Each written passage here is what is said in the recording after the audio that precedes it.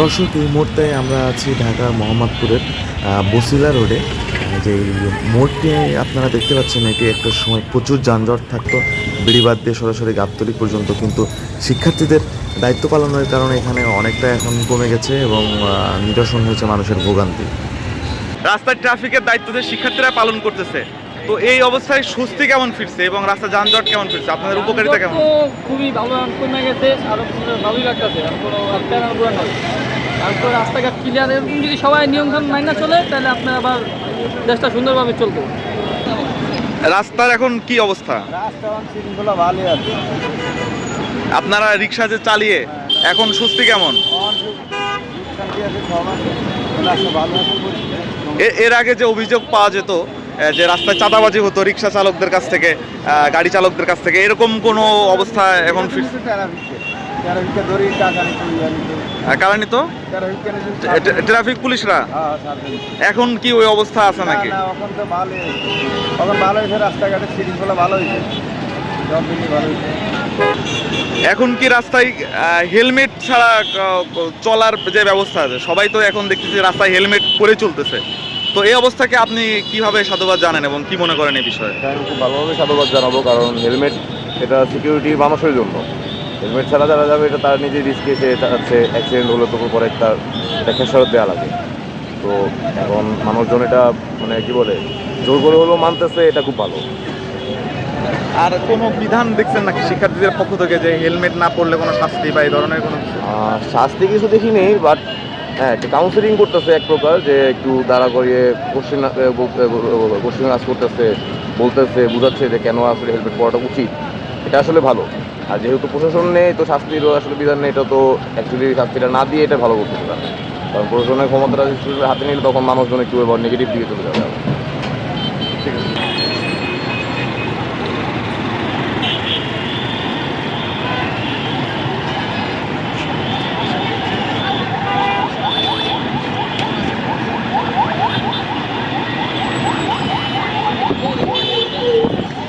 যে এখন যে আপনারা রাস্তায় ট্রাফিকের দায়িত্ব পালন করছেন, তো এই অবস্থায় আপনারা কোনো বিব্রতকর বা কোনো খারাপ পরিস্থিতির কারোর থেকে কোনো চাপ বা এই ধরনের কোনো পরিস্থিতির সম্মুখীন হয়েছেন কিনা? না, এখন আমাদের কোনো চাপ সৃষ্টি কেউ করে নাই। আমরা যেগুলি বলতে আছি আলহামদুলিল্লাহ ওইগুলি মোটামুটি কায়দায় আনছি, শৃঙ্খলা খুব সুন্দরভাবে চলতে আছে। আপনারা এই উদ্যোগটা কেন নিলেন? এটা শৃঙ্খলা খারাপ হওয়ার জন্য, এই জন্য আমরা এসে রাস্তায় দাঁড়িয়ে আইন শৃঙ্খলা আমরা এখন বর্তমানে কাজ করতে আছি। বর্তমানে আইন শৃঙ্খলা এরা রাস্তায় নেয়, এই জন্য বিশৃঙ্খলা হওয়ার জন্য, এই জন্য আমরা শৃঙ্খলাভাবে সুন্দরভাবে কাজ করার জন্য আমরা রাস্তায় বের হয়েছি। আপনি কোন জায়গায় শিক্ষার্থী? আমি এখন বর্তমানে চাকরিজীবী। ও আচ্ছা। এই জন্য একটু দায়িত্ব পালন করার জন্য রাস্তা নেমে আসছি। আপনি চাকরিজীবী হয়েও মানুষের চাকরিজীবী হয়েও আইন শৃঙ্খলার কাজে আমরা এগিয়ে আসছি। জি, ঠিক আছে, ধন্যবাদ। যে আপনাদের এই উদ্যোগটা কিভাবে নেওয়া আর কি? মানে ভাই, যেহেতু সবাই আর কি বলতেছে বেশিরভাগ ক্ষেত্রে যে ছাত্ররা নাকি দেশে অনেক বেশি ক্ষতি করে ফেলছে, অনেক ক্ষেত্রে নাকি অনেক সমস্যা করে ফেলছে, ছাত্রের আন্দোলনের কারণে অনেক ক্ষয়ক্ষতি নাকি হয়েছে। যেহেতু ক্ষতি হয়েছে আমরা এই দেশে নিজের কন্ট্রোল নিয়ে গেছি। আর যেহেতু ভাই এখন পুলিশও ভয়ে পলাইছে, তো সেই ক্ষেত্রে আমাদের তো দায়িত্বটা দেশের মানে হালটা ধরা। নেলে ভাই জ্যামজটের যে অবস্থা, রাস্তার মধ্যে কেউ ভালোভাবে চলতে পারতেছে না। এখন একটু যেহেতু আমরা আসছি, আমাদের মানে জায়গায় জায়গায় প্রত্যেক কলেজ ভার্সিটি থেকে গ্রুপ কাজ করতেছে, এখানে সবাই মিলে একটা মোটামুটি লেভেলে একটা কন্ট্রোল আনতে পারতেছে, এটাই। ঠিক আছে, আপনারা কোনো সহযোগিতা কারোর থেকে পাচ্ছেন নাকি? সহযোগিতা ধরতে গেলে এই যে আমাদের বিভিন্ন বড় ভাইরা আছে বা এরকম কলেজের ভার্সিটির টিচাররা আছে, গার্জিয়ানরা আছে, ওনারা সবাই আর কি অনেক হেল্প করতেছে, আমাদেরকে পানি বা খাবার দেওয়ার ব্যবস্থা করে দিচ্ছে এখান থেকে, এরকমই। আর আর্মিদের ক্ষেত্রে আমরা আর্মি আঙ্কেলদের কাছে যে কোনো টাইমে সহযোগিতা পাই যেতে পারি।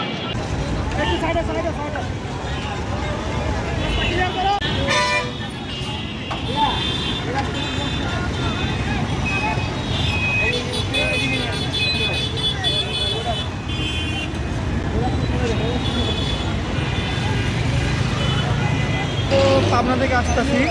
হ্যাঁ, তো রাস্তার যে পরিষ্কার পরিচ্ছন্নতা, যানজট নাই, তো ভালো লাগলো আর কি দেখে।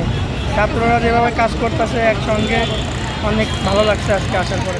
খুবই খুশির খবর যে জনদুর্ভোগ অনেকই কম, ন্যায় চলে। আমরা এদের কাছ থেকে শিক্ষা নিতে পারি যে আমরা কীভাবে শৃঙ্খলিত হতে হয়, এই ছাত্রদের কাছ থেকে শিক্ষা নিতে পারি। এবং আমাদের এই নতুন দেশ, নতুন করে যে দেশ স্বাধীন হয়েছে, এই স্বাধীন দেশে নতুন করে আমাদের সবাইকে অঙ্গীকার করতে হবে যে আমরা কিভাবে শৃঙ্খলিত হতে পারি, হ্যাঁ, নতুন জাতিকে নতুনভাবে এগিয়ে নিয়ে যাওয়া, এই তারুণ্যের কাছ থেকে এই শিক্ষা আমরা নিতে পারি। এবং শিক্ষার্থীরা যারা রাস্তায় এভাবে কষ্ট করতেছে, স্থানীয়ভাবে সবাইকে আবার সামগ্রী দিয়ে সহযোগিতা করা উচিত।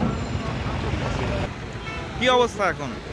যেভাবে দেশ সুস্থভাবে পারে, গরিব শান্তিতে থাকতে পারে, ঘুমাইতে পারে, এইভাবে আমরা চাই। যারা এখন শিক্ষার্থী যারা নেতৃত্বে দেশে যাচ্ছেন আর কি, তাদেরকে কি বলতে চান আপনি সাধারণ মানুষ হিসেবে? আর আমরা তো কই যেভাবে শান্তিতে আমরা থাকতে পারি, যেভাবে গরিবের শান্তিতে থাকতে আর ইয়েতে থাকতে পারে, যেভাবে সব কিছু ইয়ে থাকতে পারে, সরকার গঠন করতে আমরাও খুশি। শিক্ষার্থীদের হাতে যদি থাকে দেশ, গর্বে শোনান বাংলাদেশ, এমনটাই আশাবাদী সাধারণ মানুষজন।